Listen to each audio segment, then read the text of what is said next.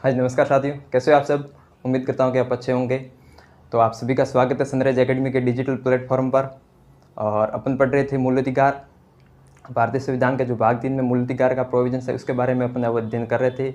और अपने पिछली क्लास में है वो स्वतंत्रता का जो अधिकार है वहाँ तक है वो अध्ययन कर लिया था।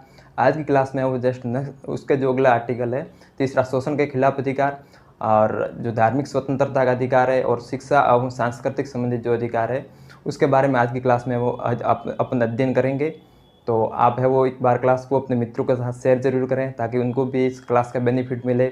और एक ज्ञान और शिक्षा एकमात्र ऐसी चीज़ है जो है वो आप जितनी ज़्यादा दूसरों को फैलाओगे, जितना ज़्यादा प्रसार करोगे, जितनी ज़्यादा दूसरों को देंगे उतनी ही ज़्यादा आपके पास आएगी। बाकी चीज़ है वो दूसरों को देने से आपके पास कम होती है, लेकिन ज्ञान और शिक्षा मात्र एक ऐसी चीज़ है जो है वो जितनी ज़्यादा फैलाओगे उतनी ज़्यादा लौट कर आपके पास आएगी। तो है वो क्लास को शेयर ज़रूर करें। तो चलिए करते हैं आज की क्लास की शुरुआत एक प्यारे से मोटिवेशनल कोट के साथ कि रख हौसला वो मंजर भी आएगा, कि रख हौसला वो मंजर भी आएगा, प्यासे के पास चलकर समंदर भी आएगा। कि रख हौसला वो मंजर भी आएगा, प्यासे के पास समंदर भी आएगा। थक कर ना बैठे मंजिल के मुसाफिर, मंजिल भी मिलेगी और मिलने का मज़ा भी आएगा। तो कभी थक कर न बैठिए, अपनी जो मंजिल ठान रखी है, अपने जो आपने जो लक्ष्य ठान रखा है उस लक्ष्य के पाने के लिए अनवरत प्रयास करते रहें। एक दिन आपको ज़रूर सफलता मिलेगी, ज़रूर मंजिल मिलेगी, और मंजिल भी मिलेगी और मिलने का मज़ा भी आएगा, शोर भी होगा। तो चलिए करते हैं आज की क्लास की शुरुआत। तो आज है वो अपन है वो तीसरा मौलिक अधिकार है जो शोषण के खिलाफ अधिकार है, उसके बारे में अपन अध्ययन करते हैं। सबसे पहले तो अपने भारतीय संविधान में जो तीसरा भाग है उसमें वो मौलिक अधिकार है, और उसमें अपने वो तीसरा मौलिक अधिकार, टोटल 6 मौलिक अधिकार है। उसके बारे में अपने वो जो समानता का अधिकार है और स्वतंत्रता का अधिकार है उसके बारे में देख लिया है। अब अपन देखते हैं शोषण के खिलाफ अधिकार है जो तीसरा मौलिक अधिकार, शोषण के विरुद्ध अधिकार। शोषण के विरुद्ध अधिकार यानी कि शोषण नहीं होना चाहिए किसी का। हमारा संविधान ये प्रोविजन करता है कि किसी भी व्यक्ति का शोषण नहीं होना चाहिए। और इसमें अपन देखते हैं कि सबसे पहले तो क्या है, मानव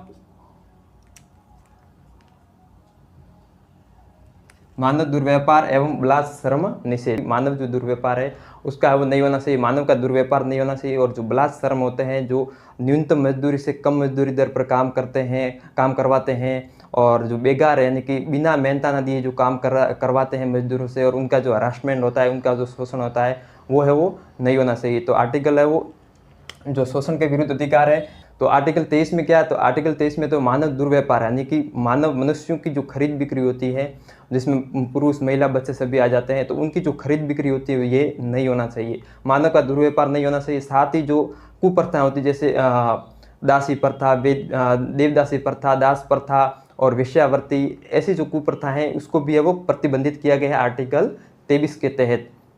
और इसी के साथ है वो आर्टिकल 24 में अपन देखेंगे कि जो बच्चों है उसको है वो कारखानों या भारी जो व्यावसायिक गतिविधियां उसमें वो नियोजन का वो विरोध करता है। तो आर्टिकल 23 में क्या है, सबसे पहले तो आर्टिकल 23 देखते हैं, अनुच्छेद 23।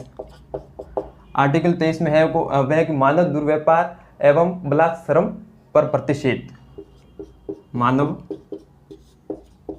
दुर्व्यापार एवं बलात्श्रम प्रतिषेध, बलात्श्रम प्रतिषेध यानी कि मानव यानी कि पुरुष महिला बच्चे होगी, इनका है वो व्यापार नहीं होना चाहिए, इनकी वो खरीद बिक्री नहीं होनी चाहिए, काम पर जो रखवाते हैं, और इनकी जो है वो क्रय विक्रय होता है मनुष्यों का, वो है वो नहीं होना चाहिए। और साथ ही बलात्श्रम है वो क्या होता है, जो बलात्श्रम में क्या आता है, जैसे बेगार है वो बेगार यानी कि बिना मेहनता ना दिए जो कार्य करवाते हैं मजदूरों से, उनको है वो मेहनता ना नहीं दिया जाता है और उससे वो काम करवा लिया जाता है। यानी कि इसका सिंपल सा बलात्सर्म का सिंपल सा मतलब ये है कि किसी व्यक्ति से उनकी इच्छा के विरुद्ध काम करवाना। उसकी इच्छा नहीं है लेकिन उसके ऊपर कुछ ऐसी बाध्यता है जिसकी वजह से उसको वो काम करना पड़ता है और उसको दबाव में रहकर काम करवाया जाता है। तो ये उनका वो शोषण होता है और ये हमारा संविधान इसके है वो अनुमति नहीं देता है। ऐसा नहीं होना चाहिए। वो किसी भी प्रकार से बलात्सर्म जिसमें वो बेगार, बंधुआ मजदूरी, ये भी शामिल है, बंधुआ मजदूरी, बंधुआ मजदूरी का मतलब है वो जो मजदूरी होती है वो पहले से दी जाती, पहले से दे देते हैं और फिर उस मजदूर को है वो बुकिंग कर लेते हैं। तो ऐसा है वो नहीं होना चाहिए। बंधुआ मजदूरी है वो नहीं होनी चाहिए। जैसे कि आपने देखा होगा कई प्रकार कई है वो गाँव में, जैसे कि मजदूरों को लेने जाते हैं तो उनको है वो पहले से पैसे दे देते हैं कि है वो कल तुम मेरे यहाँ पर काम करवाने आना। और भी शहरों में भी ऐसा होता होगा। तो है वो इसका वो हमारा जो संविधान है वो अनुमति नहीं देता और इसका वो समर्थन नहीं करता है कि जो बलात्श्रम प्रतिषेध है, यानी कि बलात्श्रम नहीं होना चाहिए, जिसमें वो बंधुआ मजदूरी नहीं होनी चाहिए और बेगार ये वो बलात्श्रम में शामिल है, यानी कि व्यक्ति की इच्छा के विरुद्ध है वो कार्य नहीं करवाना चाहिए। और साथ ही है वो इसके साथ है वो राज्य है वो, पहले देख लेते हैं, संसद ने जो एक अधिनियम पारित किया था मानव दुर्व्यापार अनैतिक दुर्व्यापार निवारण अधिनियम 1956, उसमें वो इन जो करते हैं इनको इस पर है वो प्रतिबंध लगाया गया था। संसद ने एक अधिनियम पारित किया गया था अनैतिक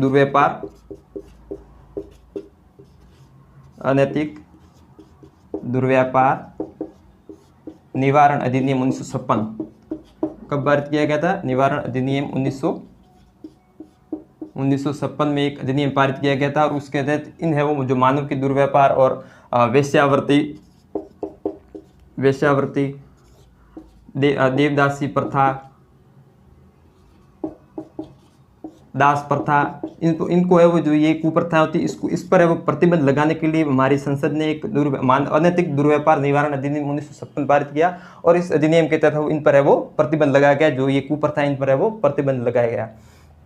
और इसके साथ है वो जो बेकार मजदूरी होती है इनको भी है वो हमारा जो आर्टिकल 23 है वो इनका विरोध करता है। और साथ ही है वो इसमें है वो एक राज्य है वो अनिवार्य सेवा ले सकता है। राज्य यदि चाहे राज्य को जरूरत हो जनता की तो वो राज्य अनिवार्य सेवा ले सकता है। जैसे कि सेना बॉर्डर पर कहीं पर जरूरत हो और फिर उनको लोगों की जरूरत हो तो वो है वो ले सकता है, बिना उनको है वो किसी प्रकार की रकम दिए बिना भी उनको है वो उस सेवा में नियोजित कर सकता है। राज्य ऐसा कर सकता है और जो रकम राशि है वो उनके अनुसार न भी दे तो भी किसी भी प्रकार के न्यायालय में चुनौती नहीं दी जा सकती। राज्य आवश्यक सेवाएं ले सकता है, आवश्यक सेवाएं है वो जनता से ले सकता है। जैसे सामाजिक सेवा, सैन्य सेवा वो है वो राज्य है वो ले सकता है। और अनुच्छेद 30 है वो इसमें वो समर्थन नहीं करता, यानी कि वो राज्य जो ये सेवा ले सकता है। साथ ही है वो राज्य इस जो सेवा लेता है इसमें वो धर्म, मूल वंश और जाति के आधार पर किसी प्रकार का भेदभाव नहीं करेगा। जो ये सेवा लेगा इसमें है वो धर्म, मूल वंश और जाति के आधार पर किसी भी प्रकार का भेदभाव नहीं करेगा। तो आर्टिकल 23 ये कहता है मानव दुर्व्यापार नहीं होना चाहिए। और साथ ही जो बलात्श्रम होता है, न्यूनतम मजदूरी पर से कम मजदूरी पर कार्य करवाना, बंधुआ मजदूरी, लोगों को है वो फाउंडेशन में काम करवाना और किसी ने पहले लोन ले रखा है जमींदार से तो फिर उसको है वो कार्य करवाया जाता है और फिर उसको है वो टर्म्स एंड कंडीशन लगाई जाती है बहुत सारी जो साहूकार उनके द्वारा। तो ये है वो हमारा संविधान के जो आर्टिकल 23 है उनका वो विरोध करता है, यानी कि शोषण नहीं होना चाहिए। अब अपन देखते हैं आर्टिकल 24। आर्टिकल 24 में क्या है कि जो छोटे बच्चे होते हैं उसको किसी भी प्रकार के कारखानों में रोजगार या कार्य हो वो नहीं करवा सकते। छोटे जो बच्चे होते हैं जैसे 14 वर्ष से कम आयु के जो बच्चे होते हैं उसकी उम्र है वो कोमल होती है और उसके साथ है वो उनको है वो उसकी उम्र जो है वो पढ़ने लिखने की होती है, खेलने कूदने की होती है। तो उन छोटे बच्चों को है वो किसी भी प्रकार के वो व्यावसायिक गतिविधि या कंपनी रोजगार में किसी भी प्रकार से वो नियोजित नहीं किया जा सकता। अगर उसको करता है तो वो है वो शोषण में माना जाता है और ये एक कानूनी अपराध है और इसके तहत वो सजा भी दी जाती है, दंडनीय अपराध है। बच्चों को कारखानों में या भारी उद्योग या कारखानों में नियोजन का प्रतिषेध, नियोजन में उसको वहां पर वो कार्य करने के लिए रखना, नियोजन का प्रतिषेध। बच्चों को कारखानों में नियोजन करने का है वो प्रतिषेध, यानी कि जो 14 वर्ष से, और इसके लिए एक संसद ने अधिनियम पारित किया गया था 1986 में और उसका वो संशोधन किया गया था और 2016 में उसमें वो संशोधित अधिनियम किया गया। उसमें वो बाल एवं किशोर श्रम अधिनियम, संशोधित अधिनियम है, अधिनियम ये वो 2016 में पारित किया गया था, संशोधन किया गया था। अधिनियम तो पहले से बना हुआ था, इसमें वो संशोधन किया गया था। पहले बाल, इसमें वो बाद में किशोर भी जोड़ा गया है, पहले केवल बालकों के लिए था, छोटे बालकों के लिए था। तो बाल एवं किशोर अधिनियम, श्रम अधिनियम 2016 में पारित किया गया। इसमें है वो कहा गया कि है वो 14 वर्ष से कम आयु के बच्चों को किसी भी प्रकार की व्यावसायिक गतिविधि में नियोजित नहीं किया जा सकता।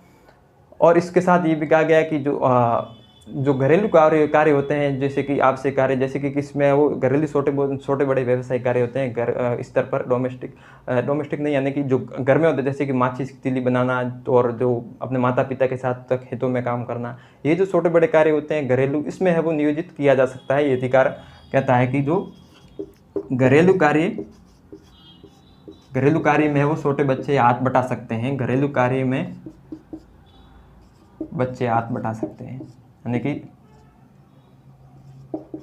सहायता कर सकते हैं अपने माता पिता की। तो शायद यही मेरे को लगता है कि इसका जो अधिकार इसकी है वो आर्टिकल इसकी है वो लूप होल से, यानी कि छोटे बच्चों को इसके नाम पर, यानी कि घरेलू कार्य में बच्चों को हाथ बटा सकते हैं, तो इसके नाम पर है वो घरेलू कार्य कोई कई प्रकार के जो होते हैं वो उससे उनका भी शोषण होता है। जैसे कि खेती में जैसे बच्चे काम करते हैं, तो उसमें वो उनका वो छोटे बच्चे खेती में काम करते हैं, खेती में वो काम है वो एक पसीने की चीज़ है खेती एक, तो उसमें है वो इसका वो शोषण होता है। तो ये कहता है साफ साफ करने कि घरेलू कार्य में बच्चों का हाथ बढ़ा सकते हैं, घरेलू कार्य में उसको आगे डिफाइन नहीं किया गया है, तो इससे वो छोटे बच्चों का वो कई बार शोषण होता है। जैसे खेतों में कार्य करें या फिर कोई व्यावसायिक गतिविधि घरेलू, उसमें भी वो बच्चों का शोषण हो जाता है। तो ये प्रोविजन किया गया है। और साथ ही 14 वर्ष से कम आयु के बच्चों को तो है वो किसी भी प्रकार के व्यवसाय या कारखानों में नियोजन का प्रतिशत है, और घरेलू कार्य में हाथ बटा सकते हैं जो 18 या 14 वर्ष से जो कम आयु के बच्चे वो। और इसी के साथ जो 16 से 18, ये तो 14 वर्ष से कम आयु के बच्चों को है, और 16 के जो 18 इस अधिनियम के तहत बात कर रहे हैं। 16 से 18 जो किशोर है, 16 से 18 वर्ष के जो किशोर है, उनको है वो किसी भारी उद्योग या खतरनाक कारखानों में वो नियोजन का प्रतिशत है, उसको वो खतरनाक भारी उद्योग जैसे कि खनन है, खनिज है, जैसे कि रेलवे में कहीं काम करवाना है, तो ऐसे भारी उद्योगों में उन छोटे बच्चों को या जो किशोर है उनको है वो नियोजित नहीं किया जा सकता। उनका वो प्रतिशत किया गया आर्टिकल अधिनियम के तहत, बाल एवं किशोर श्रम निवारण जो अधिनियम 2016 में आया था, इसके तहत किशोर को खतरनाक या भारी कारखानों में नियोजन का प्रतिशत, यानी खतरनाक कारखानों में उनको उनसे काम नहीं करवाया जा सकता, जिससे उनको है वो रिस्क रहती है। उनके वो ऐसे बड़े कई कार्य होते हैं, मशीनरी जिसमें ज़्यादा होती है, तो उसमें वो छोटे बच्चों को है वो 18 वर्ष से वो कम आयु के बच्चों को नहीं काम करवाना चाहिए, 16 से 18 वर्ष के आयु के, क्योंकि वो बहुत ही हैवी और वो रिस्की वो कार्य होता है। तो ये अधिनियम इसको भी वो संरक्षण देता है इससे भी। अब अपन देखते हैं कि आर्टिकल जो अगला अधिकार है, अब अपन देखते हैं मूल अधिकार जो अगला है चौथा मूल अधिकार। चौथा मूल अधिकार कौन सा है? तो वो धार्मिक स्वतंत्रता का अधिकार है। हमारे संविधान का जो चौथा मूल अधिकार है वो धार्मिक स्वतंत्रता का अधिकार, और उसमें 4 आर्टिकल, आर्टिकल 25 से लेकर 28 तक, 25, 26, 27 और 28 तक, उसमें वो 4 आर्टिकल है। तो धार्मिक स्वतंत्रता का अधिकार,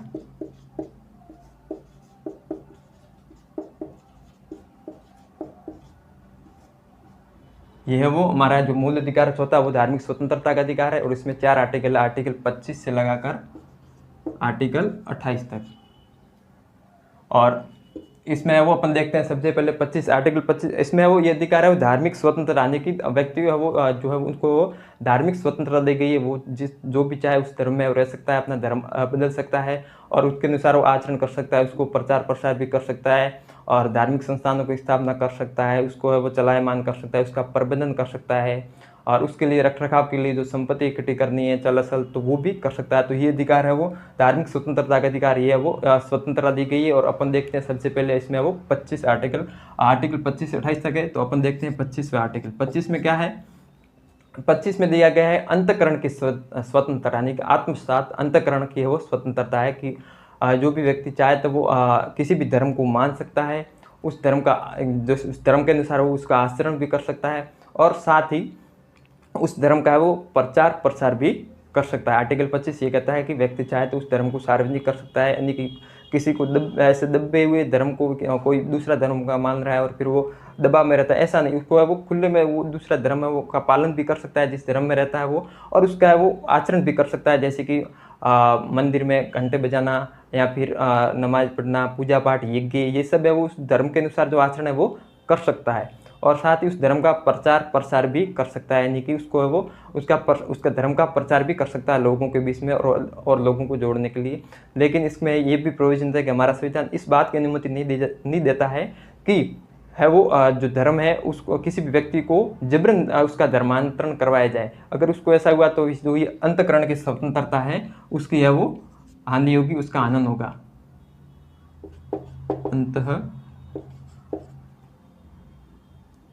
अंतःकरण की स्वतंत्रता आर्टिकल 25 से वो कहता है अंतःकरण की स्वतंत्रता दी गई आर्टिकल 25 में। और इसके तहत वो 3 बातें स्पष्ट होती है, यानी कि व्यक्ति कोई भी धर्म मान सकता है, उस धर्म के अनुसार आचरण कर सकता है, जैसे पूजा पाठ, यज्ञ, वो अनुष्ठान करवाना, ये सब कर सकता है इस धर्म के अनुसार, और उसका वो धर्म का प्रचार प्रसार लोगों के बीच भी कर सकता है। तो ये 3 बातें स्पष्ट करता है आर्टिकल 25, यानी कि धर्म मानना, धर्म कोई भी व्यक्ति है वो धर्म को मान सकता है, किसी भी धर्म को मान सकता है, और उसका वो उस धर्म के अनुसार उसका वो आचरण कर सकता है, जैसे व्रत रखना, वो यज्ञ हवन करवाना, उसका वो आचरण कर सकता है, मंदिर में घंटे बजाना आदि। और जो सिख भाई होते हैं वो कृपाण रखते हैं, तो है वो उसमें वो रख सकते हैं, आचरण कर सकते हैं। और साथ ही प्रचार प्रसार, धर्म का वो प्रचार प्रसार भी कर सकते हैं। ये 3 बातें स्पष्ट करता है अंतःकरण की स्वतंत्रता में। और इसमें वो ये हानि कि किसी भी व्यक्ति को जबरन धर्मांतरण नहीं करवाया जा सकता। यदि वो खुद है उसके अंत आत्मा से चाहता है धर्म परिवर्तन करना तो कर सकता है, लेकिन किसी व्यक्ति को ऐसे जबरन जबरदस्ती वो धर्मांतरण नहीं करवाया जा सकता। अगर ऐसा वो होता है तो फिर ये अंतःकरण की जो स्वतंत्रता है उसकी है वो हानि होगी, उसका वो उस व्यक्ति को ये वाला अधिकार नहीं मिलेगा, इसकी है वो इसका हनन होगा। तो ये आर्टिकल 25 है और इसकी भी कुछ लिमिटेशन है, इसकी भी कुछ सीमा है कि जो ये अंतःकरण की स्वतंत्रता है ये मतलब एक पूरी स्वतंत्रता नहीं, इसकी भी कुछ सीमा है। उस सीमा के से परे जाकर स्वतंत्रता नहीं दी गई, उस सीमा के अंतर्गत रहकर ये स्वतंत्रता दी गई है। तो इसकी क्या क्या लिमिटेशन है वो भी अपन देख लेते हैं। सीमाएँ, इस जो अंतःकरण है जो धार्मिक स्वतंत्रता की जो अंतःकरण की स्वतंत्रता है इसकी है वो सीमाएँ। इसमें पहली सीमा क्या है, लोक व्यवस्था। आप धर्म का आचरण करो, मानो, प्रचार प्रसार करो, जिससे है वो किसी भी प्रकार की जो पब्लिक ऑर्डर है, लोक व्यवस्था है, उसको है वो कोई किसी भी प्रकार से बिगड़नी नहीं चाहिए। लोक व्यवस्था, पब्लिक ऑर्डर है वो एक बने रहने चाहिए, सही एवं व्यवस्थित तरीके से बना रहना चाहिए, उसको किसी भी प्रकार की हानि नहीं होनी चाहिए। साथ ही जो स्वास्थ्य, आप मंदिर में पूजा पाठ करो, अनुष्ठान करो, घंटे बजाओ, लेकिन है वो किसी भी दूसरे व्यक्ति या स्वास्थ्य पर है वो प्रतिकूल प्रभाव नहीं पड़ना चाहिए। आप ऐसे आचरण नहीं कर सकते जिससे कि जो जनहित है उसमें उसके लिए वो उनके स्वास्थ्य पर प्रतिकूल प्रभाव पड़े। तो इस प्रकार की स्वतंत्रता नहीं गई, जैसे कि मंदिरों में या फिर कहीं पर है वो स्पीकर लगाए रहते हैं और रात भर पूरी रात है वो उच्च साउंड है, यहाँ हाई ध्वनि में जो है वो साउंड है वो आरतियाँ, पूजा पाठ, वो जो भी है वो भजन वो चलते रहते हैं, जिससे वो जो लोग होते हैं आसपास के उनकी वो नींद खराब होती है। तो ये स्वास्थ्य पर प्रतिकूल प्रभाव पड़ता है। तो इस प्रकार की व्यवस्था नहीं होनी चाहिए। आचरण करो, मानो, लेकिन दूसरों के स्वास्थ्य या फिर किसी के स्वास्थ्य पर प्रतिकूल प्रभाव नहीं पड़ना चाहिए, किसी भी व्यक्ति को डिस्टर्ब नहीं होना चाहिए स्वास्थ्य के आधार पर। तो सबसे पहले लोक व्यवस्था है वो बनी रहनी चाहिए, किसी भी प्रकार से डिस्टर्ब नहीं होने चाहिए। इसके अंतर्गत है वो आपकी स्वतंत्रता दी गई, ये इसकी सीमा है। और दूसरा है वो स्वास्थ्य पर किसी भी प्रकार का प्रतिकूल प्रभाव नहीं पड़ना चाहिए। आप आचरण करो, धर्म को मानो, प्रचार प्रसार करो, लेकिन किसी की प्रकार का वो स्वास्थ्य पर प्रतिकूल प्रभाव नहीं पड़ना चाहिए। और तीसरा है वो नैतिकता, नैतिकता होनी चाहिए। जो भी आप धर्म को मान रहे हो, धर्म का प्रचार प्रसार कर रहे हो, आचरण कर रहे हो, उसमें वो नैतिकता प्रॉपर होनी चाहिए, अनैतिक है वो आचरण नहीं होना चाहिए। और जो चौथी है वो इसकी जो सीमा है, लिमिटेशन है चौथी, वो है वो अन्य मूल अधिकार है वो प्रभावित नहीं होने चाहिए। इस अधिकार से, इस जो स्वतंत्रता दी गई है आर्टिकल 25 में, इस स्वतंत्रता से वो कोई भी अन्य मूल अधिकार है वो प्रभावित नहीं होना चाहिए, वो किसी भी प्रकार से उसका आनंद नहीं होना चाहिए, वो कम नहीं होना चाहिए। तो ये इसकी सीमा है। लोक व्यवस्था बनी रहनी चाहिए, स्वास्थ्य पर प्रतिकूल प्रभाव नहीं पड़ना चाहिए। इस प्रकार है वो आप धर्म का मानना, आचरण कर सकते हो, प्रचार प्रसार कर सकते हो, लेकिन ये नहीं होना चाहिए, लोक व्यवस्था नहीं बिगड़नी चाहिए, स्वास्थ्य पर किसी भी प्रकार का प्रतिकूल प्रभाव नहीं पड़ना चाहिए और नैतिकता वो उसमें होनी चाहिए, नैतिकता होनी चाहिए और अन्य मूलाधिकार को प्रभावित नहीं होने चाहिए, अन्य मूलाधिकार किसी के वो कम नहीं होने चाहिए।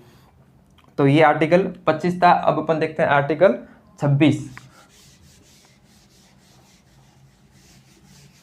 आर्टिकल 26 में है वो जो है वो धार्मिक संस्थान है उसके वो प्रबंधन प्रशासन है वो उससे संबंधित है वो अधिकार। आर्टिकल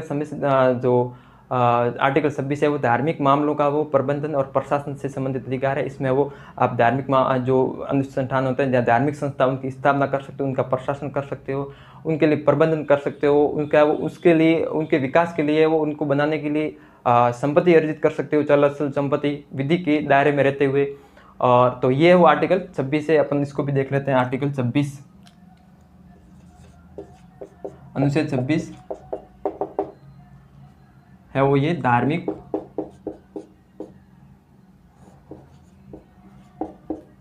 मामलों में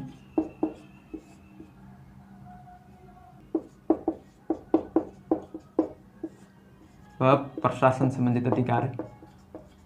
आर्टिकल 26 में वो आप धार्मिक जो मामले उससे संबंधित है वो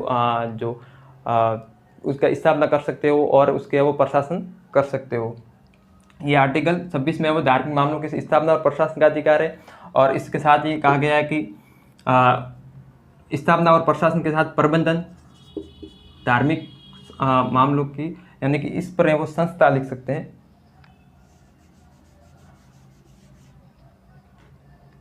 धार्मिक मामलों या संस्था। धार्मिक जो संस्था होती है धर्म के लिए, धर्म विशेष के लिए जो संस्था होती है उसका वो स्थापना और प्रशासन, और इसके साथ ही धार्मिक जो संस्था स्थापित की गई है का प्रबंधन, उसका वो प्रबंधन कर सकते हैं। जिस धर्म के लिए उस संस्था को बनाया गया है उस धर्म का वो प्रबंधन करने का भी अधिकार दिया गया है। और साथ ही है वो चल असल संपत्ति, यानी कि जो धार्मिक यानी कि जो उगाई करते हैं, यानी कि जो धार्मिक मंदिर जैसे राम मंदिर बनाने के लिए जो लोगों से पास है वो उगाई की जाती थी, तो ऐसी चल अचल संपत्ति है वो ले सकते हैं धार्मिक अनुष्ठानों के विकास के लिए या फिर संस्था की स्थापना के लिए, धार्मिक संस्थाओं या कार्यक्रमों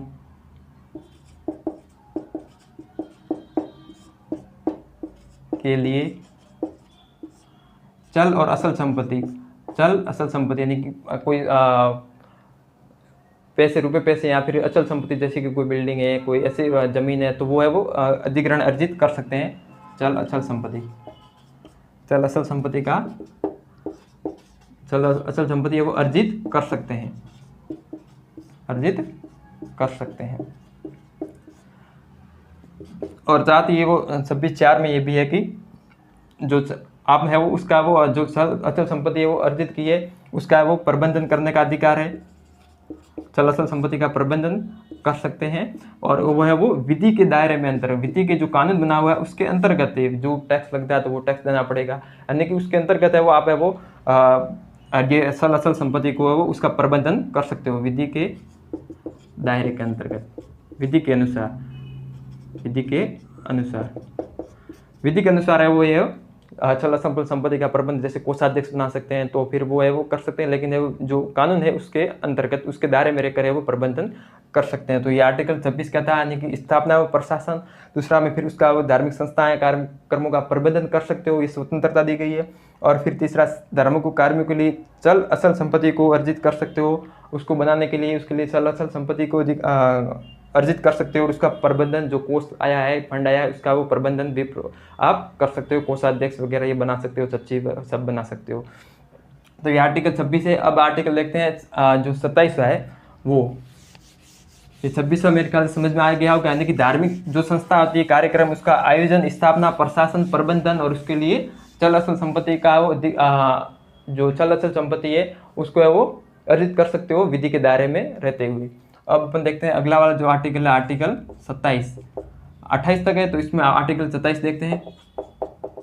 आर्टिकल 27 में वो राज्य किसी धर्म विशेष के लिए वो टैक्स नहीं लगेगा, ये वो नो टैक्स। आर्टिकल 27 से वो टैक्स है वो कर की बात करता है, यानी कि किसी भी धर्म विशेष के उद्देश्य के लिए वो राज्य टैक्स नहीं लगाएगा। हाँ, ये वो शुल्क ले सकता है, ये शुल्क से वो मना नहीं करता है, टैक्स से मना करता है, लेकिन शुल्क से मना नहीं कर सकता।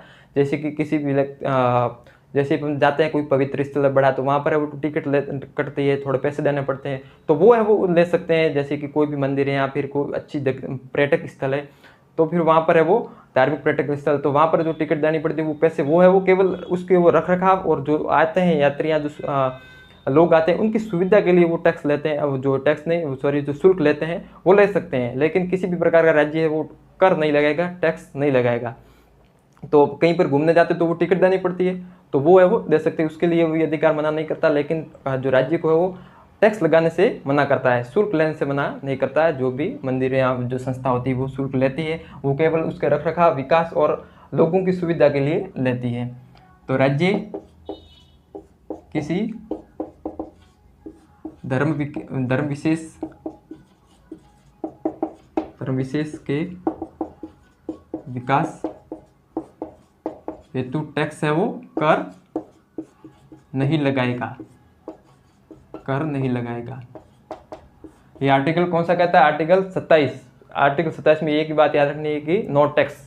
राज्य किसी भी धर्म विशेष के लिए वो कर नहीं लगाएगा, किसी पर्टिकुलर धर्म के लिए वो कर नहीं लगाएगा, और राज्य है वो सभी धर्मों को समान महत्व देता है। और जो भी अगर करना है, खर्चा करना है या फिर जो भी उनके विकास के लिए करना, तो सभी धर्मों में वो समानता होगी। किसी धर्म विशेष के लिए किसी भी प्रकार का टैक्स है वो नहीं लगाया जाएगा। और अब अपन देखते हैं आर्टिकल 28। आर्टिकल 28 में क्या है? तो आर्टिकल 28 में वो धार्मिक जो कक्षा होती है, धार्मिक क्लास होती है, उसमें वो उपस्थित नहीं होने का अधिकार, उपस्थित होने से प्रतिशत यहाँ। फिर अगर जो धार्मिक कक्षा होती है उसमें उपस्थित नहीं भी हो सकते हो। तो आर्टिकल हमारा कौन सा है? ये आर्टिकल 28। धार्मिक शिक्षण में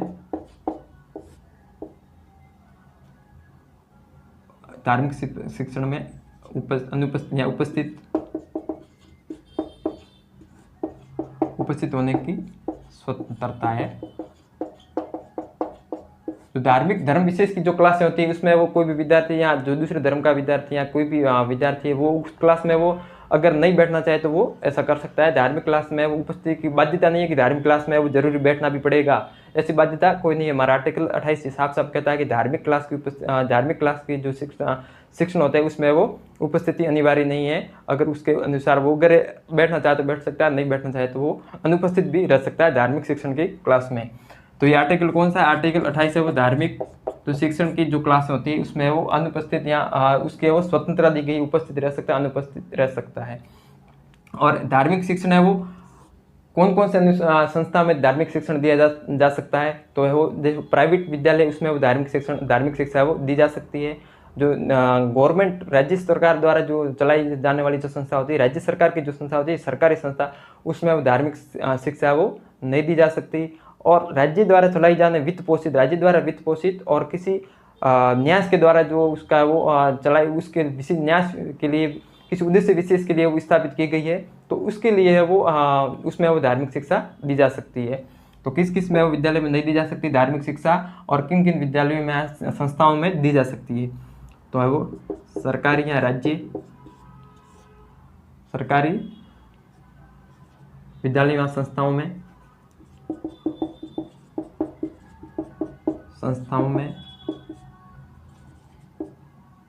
धार्मिक शिक्षा नहीं दी जा सकती। और निजी संस्थान है, प्राइवेट इंस्टीट्यूशन है, उसमें वो धार्मिक संस्था दी जा सकती है। निजी संस्थानों में धार्मिक शिक्षा वो दी जा सकती है। कौन सा आर्टिकल के अनुसार? आर्टिकल 28 धार्मिक शिक्षा दी जा सकती है। और राज्य द्वारा वित्त पोषित संस्थान और किसी उद्देश्य विशेष के लिए किसी न्यास के द्वारा जो चलायमान होते उसमें वो धार्मिक शिक्षा दी जा सकती है। राज्य द्वारा वित्त पोषित संस्थान और किसी न्यास या ट्रस्ट होता है जो उसके द्वारा जो प्रशासन वो चलाते हैं, तो उसमें वो धार्मिक शिक्षा किसी उद्देश्य विशेष के लिए जो राज्य द्वारा वित्त पोषित संस्थान है तो उसमें वो धार्मिक शिक्षा दी जा सकती है। न्यास द्वारा प्रशासित संस्थानों में वो धार्मिक शिक्षा वो दी जा सकती है, धार्मिक शिक्षा दी जा सकती है। तो अब वो सरकारी विद्यालय जो पूरी तरह से गवर्नमेंट है उसमें वो धार्मिक शिक्षा नहीं दी जा सकती। निजी विद्यालयों में धार्मिक शिक्षण वो दी जा सकती है, धार्मिक शिक्षा दी जा सकती है। और राज्य द्वारा वित्त पोषित संस्थान और किसी विशेष उद्देश्य के लिए या किसी न्याय ट्रस्ट द्वारा स्थापित किया गया है किसी विशेष उद्देश्य के लिए, तो उसमें वो धार्मिक जो है वो शिक्षा दी जा सकती है। तो ये आर्टिकल है वो 28 है। अब अपन देखते हैं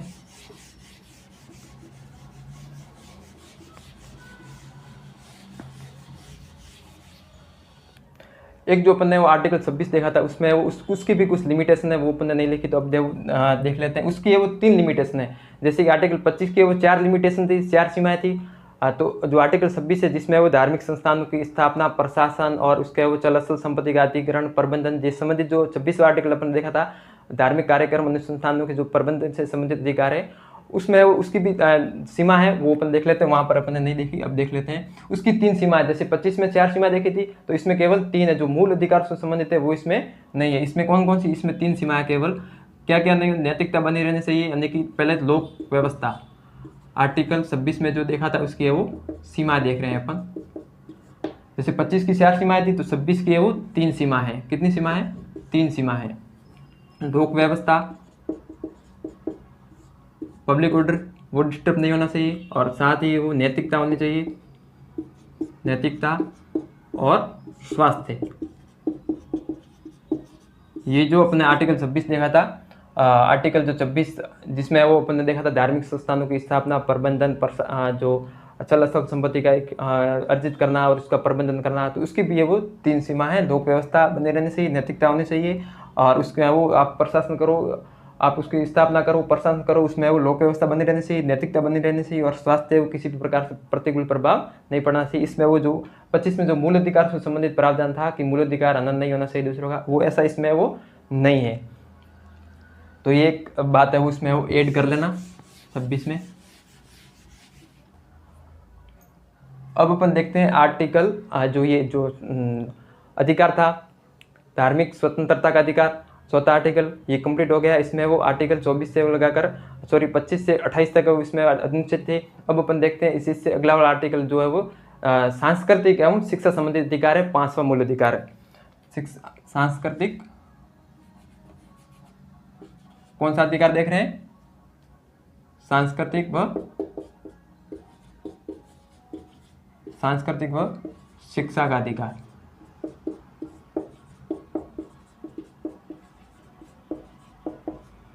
सांस्कृतिक व शिक्षा का अधिकार, इसमें कितने आर्टिकल है? तो इसमें वो 2 आर्टिकल है।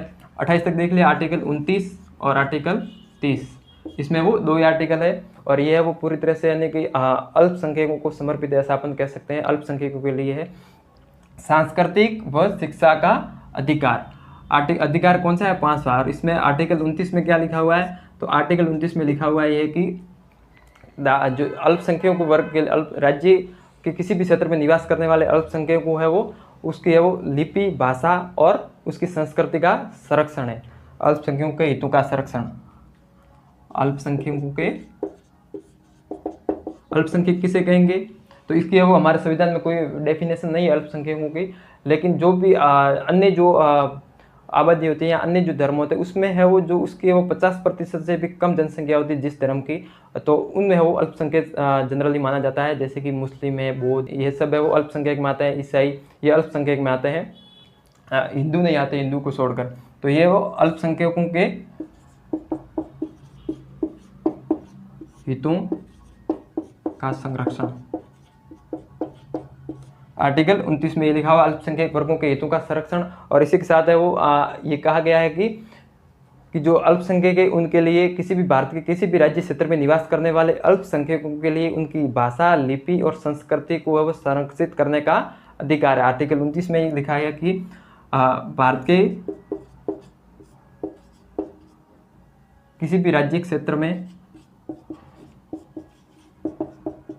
राज्य क्षेत्र में निवास करने वाले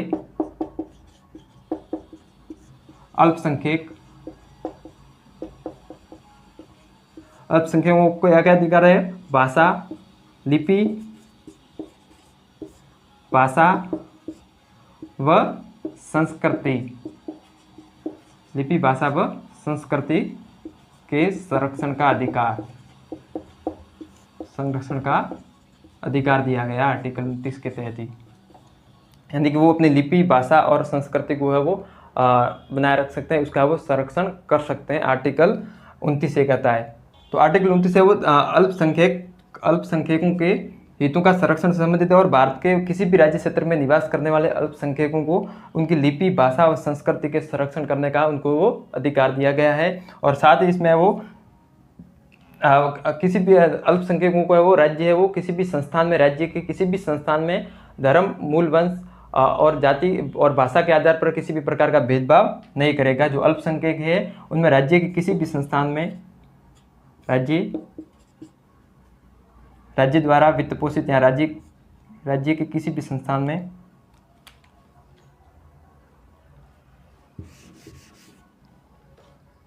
ऐसा लिख लेते हैं कि राज्य द्वारा वित्त पोषित संस्थानों में किसी भी नागरिक को या नागरिक शब्द याद रखना है, किसी भी नागरिक को धर्म, मूल वंश और भाषा इसके आधार पर वो भेदभाव नहीं किया जा सकता। धर्म, मूल, वंश और भाषा के आधार पर भेदभाव है वो नहीं किया जाता। किसी भी राज्य सरकार द्वारा वित्त पोषित संस्थान में है वो किसी भी नागरिक को है वो धर्म, मूल, वंश और भाषा के आधार पर है वो भेदभाव नहीं किया जा सकता। यह आर्टिकल कौन सा? आर्टिकल 29 कहता है।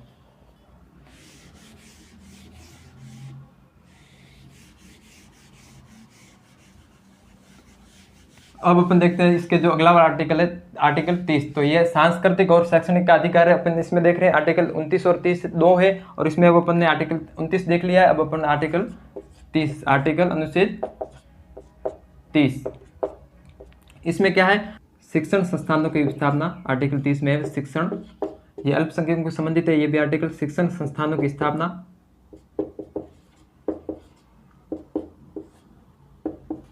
एवं प्रशासन का अल्पसंख्यक वर्गों का अधिकार।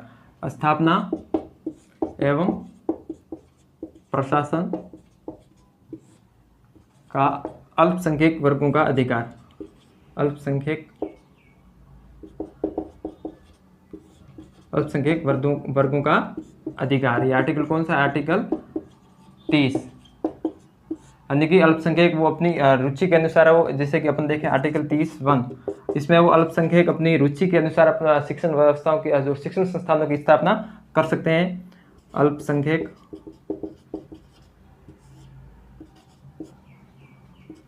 अल्पसंख्यकों को अपनी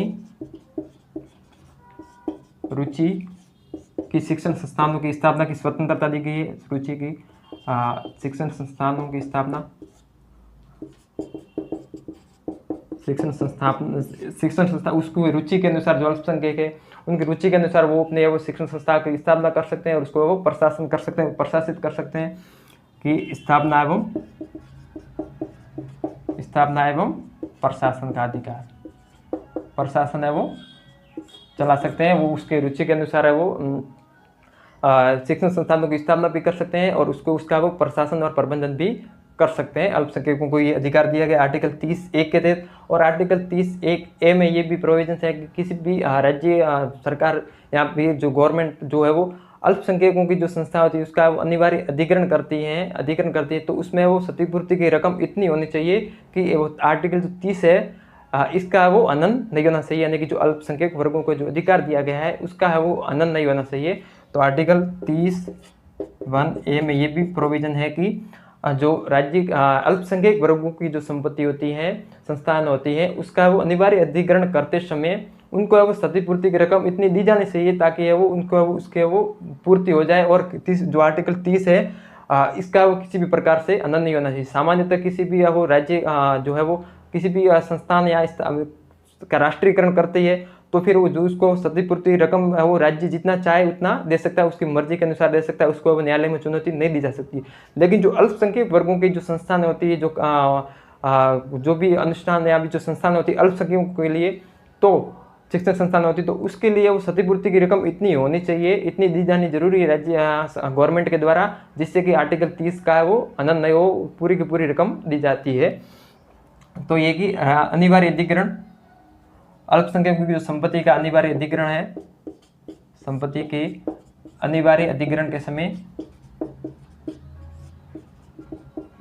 अधिग्रहण यानी कि जो राष्ट्रीयकरण करती है, राष्ट्रीयकरण यानी कि जो निजी संपत्ति होती है उसका वो सरकार के द्वारा ले लेना या सरकार के द्वारा सीना, उसको राष्ट्रीयकरण कहते हैं। तो अनिवार्य अधिग्रहण की संपत्ति का जो अल्पसंख्यक वर्गों का अनिवार्य अधिग्रहण होता है तो उसमें वो क्षतिपूर्ति की रकम पूरी पूरी देनी होती है। ये आर्टिकल 30(1)(a) के तहत अधिग्रहण के समय क्षतिपूर्ति की रकम इतनी हो कि आर्टिकल जो 30 है इसकी है वो ये इसका आनंद नहीं होना चाहिए, इसकी है वो ये आर्टिकल कम नहीं होना चाहिए, इसका आनंद नहीं होना चाहिए। अल्पसंख्यक वर्गों के जो संस्था होती है उसके वो संपत्ति के अधिग्रहण के समय उसको वो रकम है वो देनी पूरी पूरी, ताकि उनके जो आर्टिकल 30 है स्थापना और प्रशासन करने का अधिकार है तो वो है वो किसी भी प्रकार से बाधित न हो, वो किसी भी प्रकार से कम न हो। तो ये आर्टिकल 30 है वो शिक्षण संस्थानों की स्थापना एवं प्रशासन करने समय अल्पसंख्यक वर्गों के अधिकार से संबंधित है।